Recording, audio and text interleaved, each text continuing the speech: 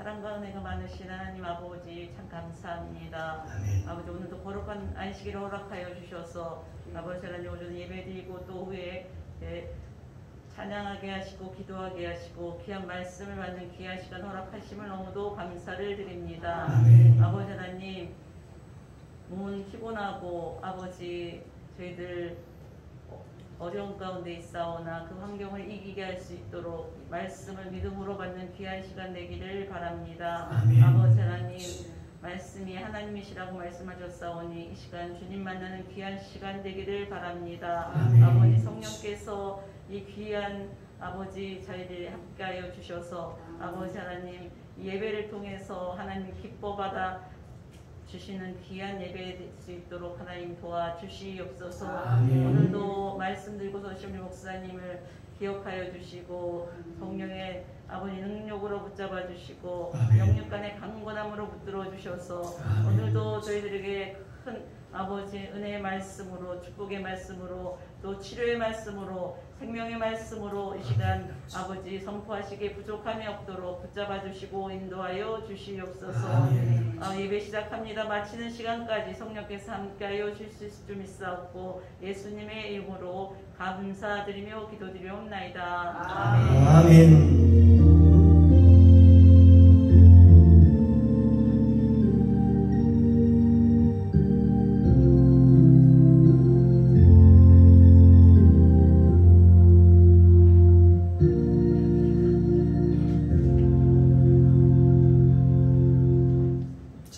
이어서 야훼 하나님께서 우리에게 주시는 축복의 말씀 보겠습니다. 로마서 10장 2절로 4절까지 말씀입니다. 신약성경 253면입니다. 로마서 10장 2절로 4절까지 말씀. 자, 우리 같이 다 같이 한번 합독하겠습니다. 내가 증거하노니 너희가 하나님께 열심히 있으나 지식을 쫓은 것이 아니라 하나님의 의를 모르고 자기 의를 세우려고 힘써 하나님의 의를 복종치 아니하였느니라. 그리스도는 모든 믿는 자에게 의를 이루기 위하여 율법의 마침이 되시니라. 아멘. 하나님 감사합니다. 오전 시간도 하나님 은혜 가운데 예배를 잘 또 같이 하시고 점심 식사 후에 이렇게 또 하나님 앞에 나와 말씀을 받게 하시니 감사합니다. 오늘 이 시간 내 마음을 문을 활짝 열기를 원합니다. 오늘도 그리스도의 말씀이 생명의 말씀이오니 이 생명의 말씀을 믿음으로 받아서 우리 영이 회복되게 하시고 우리 영혼력이 회복되어 전인적인 구원의 역사가 나를 통하여 나타날 수 있도록 성령이 도우시고 인도하여 주시옵소서. 이 시간 성령님 모시고 인정하고 환영하오니 충만하게 인재하옵소서. 감사드리며 예수님의 이름으로 기도드리옵나이다. 아멘. 할렐루야. 큰 복 받습니다. 우리 옆에 이 시간 큰 복 받습니다. 할렐루야. 지금 주의 은혜가 저와 여러분 가운데 충만하게 임재하시기를 주님의 이름으로 축복합니다. 오늘 함께 은혜를 나눈 말씀의 제목은 육의 길과 믿음의 길이라는 제목을 가지고 함께 은혜를 나누겠습니다.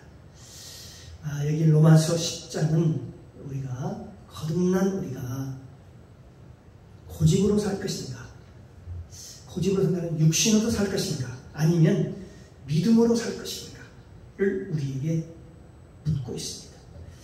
우리의 육신과 고집에 대해서 말씀합니다. 귀신은 사람의 고집 속에, 우리의 고집 속에 집을 짓고 살아갑니다. 그래요, 그 고집 속에 귀신이 들어오고 있습니다. 그래서 고집이 센 사람은 아무리 기도를 열심히 해도 그 안에 귀신이 나가지 않습니다. 그런 사람에게는 기도를 하면 할수록 어떻게 될까요? 더 고집이 세집니다. 만약 그들이 기도를 하다가 환상을 보고 또 레마의 말씀을 듣는다 해도 더 위험해집니다. 그만큼 고집이라는 게 굉장히 성경은 이 고집에 대해서 고집을 버려라, 고집을 내려놔라 이렇게 얘기를 하는 것입니다. 그래서 완고한 이 고집, 고집이 센 것은 사신 우상에게 절하는 죄와 같다 그렇게 얘기를 하고 있습니다. 왜냐하면 고집이 센 사람은 회개하지 않고 또 하나님의 길도 알지 못하기 때문에 그렇습니다. 하나님의 뜻을 잘 모른다는 것입니다. 로마서 2장 5절 말씀을 보면 다만 내 고집과 회개치 아니한 마음을 따라 진노의 날 곧 하나님의 의로우신 판단이 나타나는 그날에 임할 진노를 내게 쌓는도다 라고 말씀하고 있습니다. 그러면 이 고집의 본질은 무엇일까요? 고집의 본질은 무엇일까요? 이 고집의 본질은 알고 보면 내 마음대로 살고자 하는 것입니다. 내 뜻대로 살고자 하는 게 그게 고집입니다. 이 고집은 어디서 출발하냐? 아담으로부터 출발합니다. 아담으로부터 시작을 합니다. 남녀노소 모든 사람에게 고집이 있는 것은 다 아담으로 시작되면 아담의 원죄 때문이라고 말씀하고 있습니다. 고집으로 사는 사람은 구원받지 못한다라고 말씀하고 있습니다. 그 이유는 자신이 하나님이기 때문에 그렇다 그렇게 얘기합니다. 고집과 우리의 육신의 관계입니다. 이 고집스러운 자는 성경이 뭐라고 해야 되냐? 자기 의를 세우고 하나님의 의에 복종치 않는다 그렇게 얘기합니다.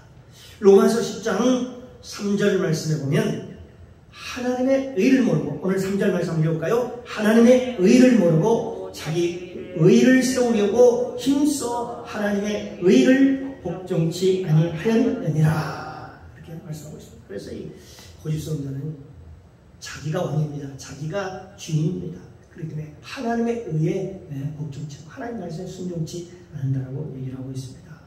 또한 사람은 왜 고집스러울까요? 첫째, 육신의 법, 성령의 법이 있다면 육신의 법이 있는데 육신의 법이 성령의 법을 이겼기 때문에 그렇습니다. 육신이 성령의 법을 이기는 거죠.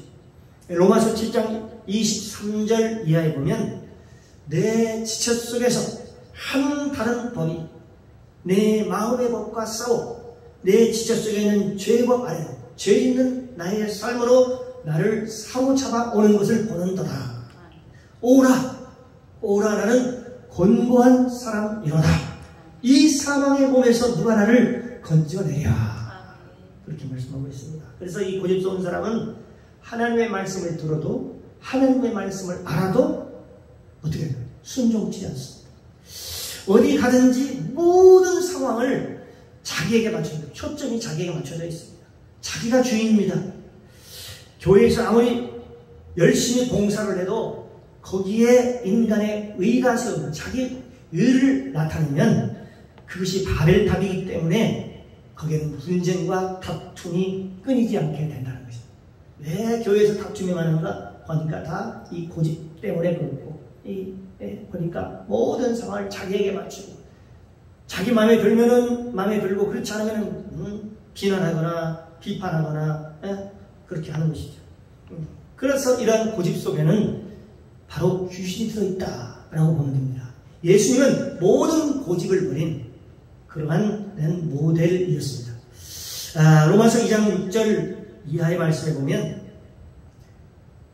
빌립보서 2장 6절 이하의 말씀을 보면 그는 근본 하나님의 본체시나 하나님과 동등됨을 취할 것으로 여기지 아니하시고 오히려 자기를 비어 종의 형체를 가져 사람들과 같이 되었다.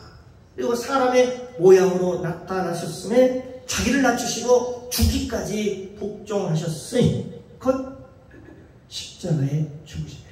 십자가의 죽으심이라고 얘기했습니다. 죽기까지 복종했다.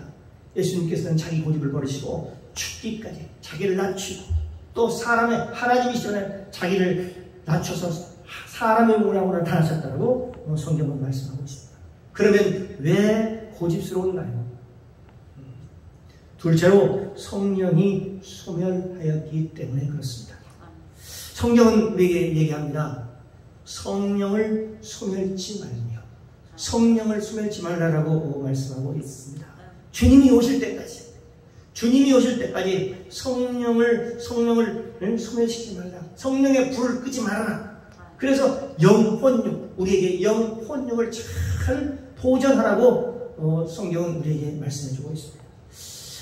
데살로니가전서 5장 23절에 보면 평강의 하나님이 친히 너희로 온전히 거룩하게 하시고 너희의 온 영과 혼과 몸이 우리 주 예수 그리스도께서 강림하실 때에 흠없게 보존되기를 원합니다. 예수님이 다시 오실 때 그때 흠없게 강림하실 때 흠없게 보존되기를 원한다고 말씀하고 있습니다. 성경은 이 고집스러운 사람에 대해서 뭐라고 말하고 있는가? 너의 그 고집을, 너의 그 완고함을, 너의 완악함을 버리라고 말씀하고 있습니다. 이스라엘 백성은 그 고집 때문에 광야에서 다 엎드러졌습니다. 광야의 그 1세대들은 다 광야에서 엎드러졌죠. 히브리서 3장 8절 말씀을 보면 그 노하심이 격동하여 광야에서 시험하던 때와 같이 너희 마음을 강팍해 하지 말라.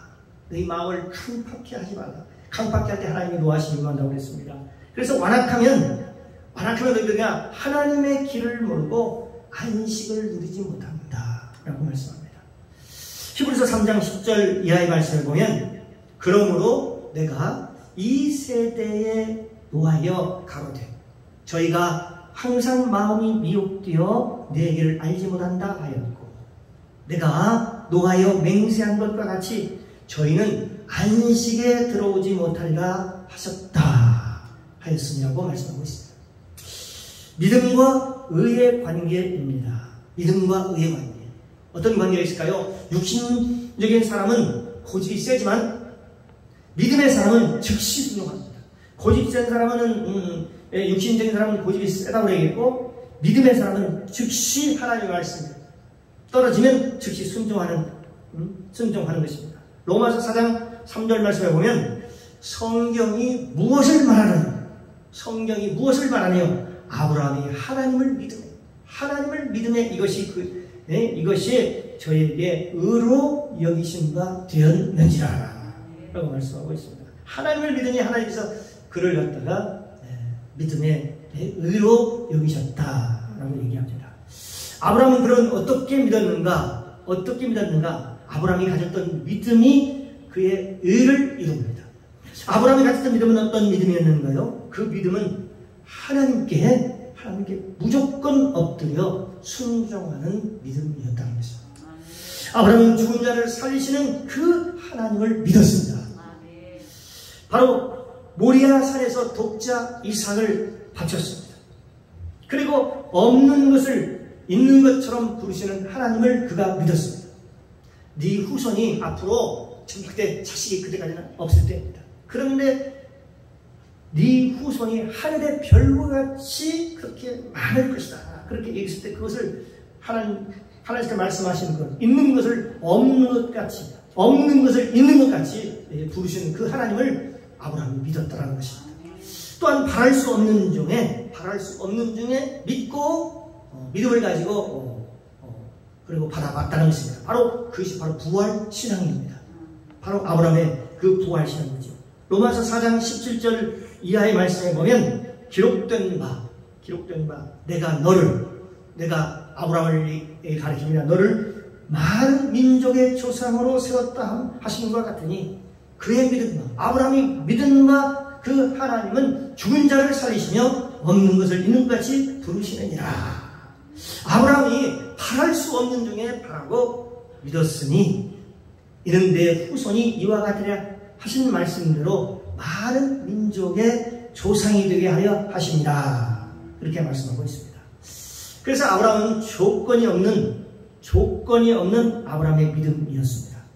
창세기 17장 1절에서 5절 말씀에 보면 아브라함이 99세 때 여호와께서 아브라함에게 나타나서 그에게 말씀합니다.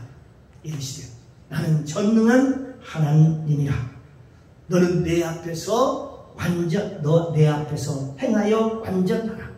내가 내 언약을 나와 그리고 너 사이에 세워 너로 심히 번성케 하리니. 아브라함이 엎드리는데 하나님이 그에게 일러 가라사대 내가 너와 내 언약을 세우니 너는 열국의 아비가 될 것이다. 이제 후로는 내 이름을 아브라함이라 하지 말고 아브라함이라 하리니 이는 네가 너로 열국의 아비가 되게 하려 함이니라 라고 말씀하고 있습니다. 바로 이걸 이런 사실을 조건 없이 네가 앞으로 열국의 아버지가 될 것이다 그렇게 얘기한 것을 그대로 조건 없이 하나님의 말씀을 조건 없이 아브라함이 믿었다는 것입니다. 하나님은 아브라함에게 너는 내 앞에서 행하여 완전하라 라고 명령하셨습니다. 인간이 어떻게 완전할 수 있을까요? 불완전한 육이 있는데 어떻게 완전할 수 있을까요? 그러면 3절을 보면 아브라함이 뭐라고 아브라함이 되기에 아브라함이 엎드렸다. 이 보면은 아브라함이 엎드렸다라고 말씀하고 있습니다. 그래서 하나님 앞에 완전하게 되는 것은 그 앞에 하나님 앞에 엎드리는 것, 즉 순종을 통해서입니다. 우리가 완전해지는 건요. 그러니까 기도하지 않고서는 하나님 말씀 뜻대로 살아갈 수 없는 것이죠. 그래서 하나님에 엎드릴 때 그때에 성령께서 순종하는 마음을 주시고 그렇게 말씀 앞에 바로 순종을 하게 되는 것입니다. 그러면 믿음은 어떻게 증명이 되는가 하는 것입니다. 로마서 10장 9절 말씀에 보면 네가 만일 내 입으로 예수를 주 시인하며 또 하나님께서 그를 죽은 자 가운데서 살리신 것을 내 마음에 믿으면, 그러니까 하나님께서 그를 죽은 자 가운데서 살린 것을 네 마음에 믿으면 구원을 얻으리라, 구원을 받으리라 그렇게 말씀하고 있습니다. 그래서 믿음은 저와 여러분의 입술을 통해서 입술로 고백함으로써 증명이 되는 것입니다. 예수 그리스도의 부활을 마음으로 믿는 자가 구원을 얻습니다. 바로 믿는 자의 축복이지요. 아브라함은 어떤 축복을 그래서 받았는가요? 믿는 자는, 여기 보니까 믿는 자는 성경에 보니까 부끄러움을 당하지 아니하였느니라 해서 부끄러움을 당하지 않습니다. 로마서 10장 11절 이하에 보면 성경에 이르되 누구든지입니다. 다양되죠. 저를 믿는 자는 부끄러움을 당하지 아니하리라 하니 유대인이나 헬라인이나 차별이 없습니다. 유대인이나 헬라인이나 가진 자나 안 가진 자나 없는 자나 있는 자나 가난한 자나 부유한 자나 다 차별이 없다. 한 주께서 모든 사람의 주가 되사 저를 부르시는 모든 사람에게 부요하시도다 말씀하고 있습니다. 그래서 믿는 자는 바로 그 그리스도가 율법의 마침이 되는 것입니다. 로마서 10장 4절 말씀에 보면, 로마서 10장 4절 말씀 같이 읽을까요? 그리스도는 모든 믿는 자에게 의를 이루기 위하여 율법의 마침이 되시니라. 그렇게 말씀하고 있고, 또 요한복음 19장 30절 말씀에 보면 예수께서 신포도주를 받으신 후 가라사대 다 이루었다 하시고 머리를 숙이시고 영원히 돌아가시더라. 돌아가시니라 했습니다. 그래서 이 믿음은 어떻게 생기는가? 그럼 믿음은 어떻게 되는가? 로마서 10장 17절 말씀에 보면 믿음은 들음에서 나며 들음은 그리스도의 말씀으로 말미암아 나니라. 믿음은 어디서 나고요? 들음에서입니다. 하나님의 말씀을 들을 때, 믿음으로 들을 때에 그때 믿음이 자란다고 말씀하고 있습니다. 그래서 믿음은 들음에서 생기고 듣는 것은 하나님의 말씀을 듣는 것입니다. 그렇습니다. 이제 말씀을 맺고자 합니다. 내가 육신으로 살 것인가?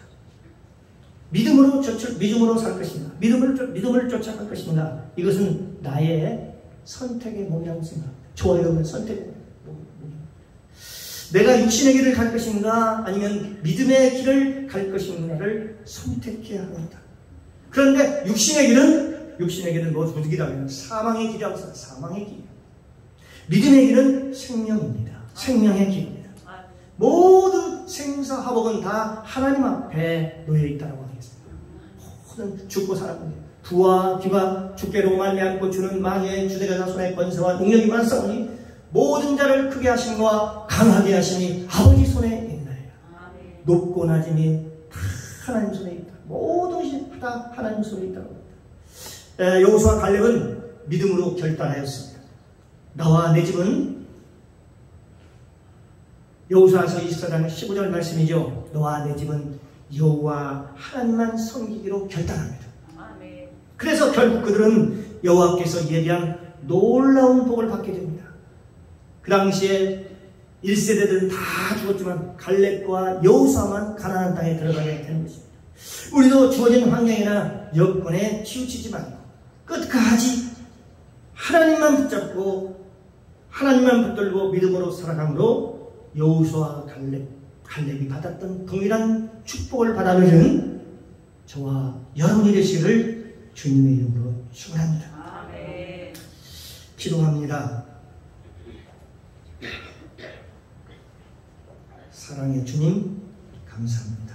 오늘 선포된 말씀을 통해서 복음을 깨닫게 하시니 감사합니다.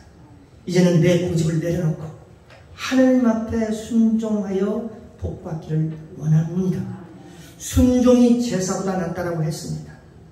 거역하는 것은 사소의 죄와 같다고 했습니다. 말씀에 순종할 수 있는 은혜를 허락하여 주옵소서. 아담의 길을 쫓지 않고 믿음의 길을 가게 하옵소서. 감사드리며 예수님의 이름으로 기도드리옵나이다. 아멘.